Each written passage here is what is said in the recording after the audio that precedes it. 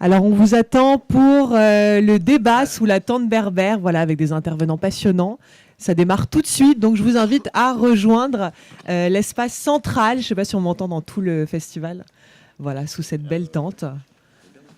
On va parler des écoles démocratiques. On va toujours parler d'enseignement, évidemment de bonheur, de joie.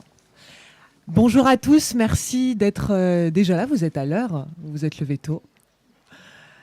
Alors aujourd'hui, eh bien, on va aborder la question des axes à privilégier dans l'éducation. On va débattre aussi sur voilà, l'idée que les écoles démocratiques aujourd'hui offrent une totale liberté aux élèves. Est-ce que mes intervenants seront favorables ou pas à ce type d'enseignement? Et on parlera de l'école à la maison, pour ou contre.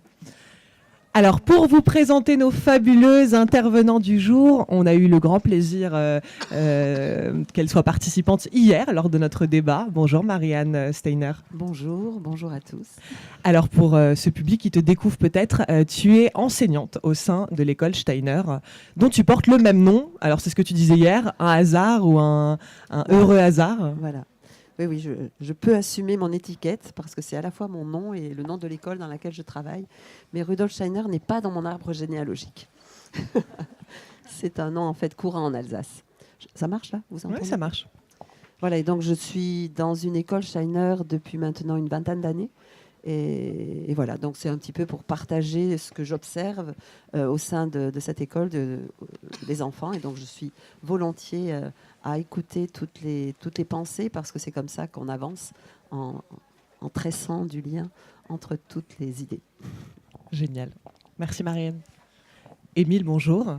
Bonjour tout le monde. Émile Lemaine, donc tu es professeur des écoles en maternelle et tu reviens d'un tour du monde des écoles démocratiques alternatives. Alternative, voilà, et innovante.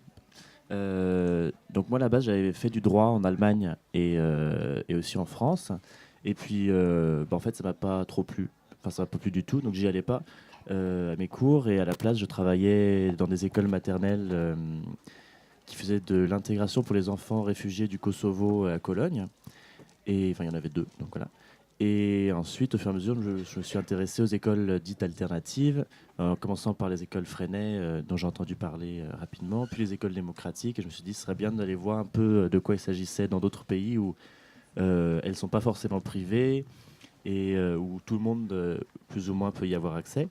Et donc, je suis parti en Allemagne voir des écoles Steiner, enfin Waldorf, et aussi en Angleterre pour l'école de Krishnamurti. Je suis allé en Finlande pour des écoles publiques, en Norvège aussi pour des écoles publiques qui sont un peu innovantes, et au Canada, en Nouvelle-Zélande et aux Émirats arabes unis. Et c'est en Nouvelle-Zélande que j'ai vu des écoles vraiment démocratiques et que je suis resté le plus longtemps. Je suis resté 2 mois là-bas. Donc voilà. Donc c'est en Nouvelle-Zélande que ça t'a le plus marqué. Est-ce que tu as un souvenir marquant d'une école dite alternative avec un enseignement alternatif qui t'a marqué plus que les autres? Oui, c'était une école qui s'appelle Aotafiti, Unlimited Discovery. Et c'était une école publique, mais on en parlera un peu plus après, qui a pas le label démocratique, parce qu'eux, ils ne veulent pas avoir de label, pas faire partie d'un mouvement particulièrement pour garder leur liberté. Voilà. Mais ensuite, toutes les écoles étaient assez intéressantes, sauf à Dubaï. Mais bon, c'est comme ça. Alors notre troisième intervenant, il était présent l'année dernière, on est ravis de le retrouver. Alexandre Daval, bonjour. Bonjour. Alors tu es designer, tu travailles sur un projet, un nouveau modèle de civilisation, et là un projet récent d'une crèche intégrative, c'est ça? Voilà. Alors en fait, quand j'avais 7-8 ans, je faisais de la musique, c'était assez bouleversant, je me suis dit, oh là là, c'est trop compliqué, il y a trop d'émotions, etc. Donc ça, j'ai zappé. Après, j'ai fait un bac S parce que je ne savais pas ce que je voulais faire, et une école de commerce parce que je ne voulais pas faire école d'ingénieur. C'est les deux alternatives que j'avais dans mes choix à 18 ans. Je me dis que maintenant, quand je vois des gens qui ont 18 ans, je me dis ils sont tellement sur d'autres planètes que franchement, j'étais un peu teubé. Et du coup, j'ai fait une école de commerce internationale, parce que j'avais la naïveté de penser que je voulais faire le tour du monde sur note de frais. Donc, voilà. Donc ça s'est pas vraiment fait comme ça. Bref, donc j'ai travaillé 12 ans en entreprise. J'ai un peu l'impression que je devenais acteur. Et je bouffais beaucoup d'énergie en fait à essayer juste d'être accepté dans des structures hiérarchiques, dans des modèles très différents. Bref, à 32 ans, j'ai pris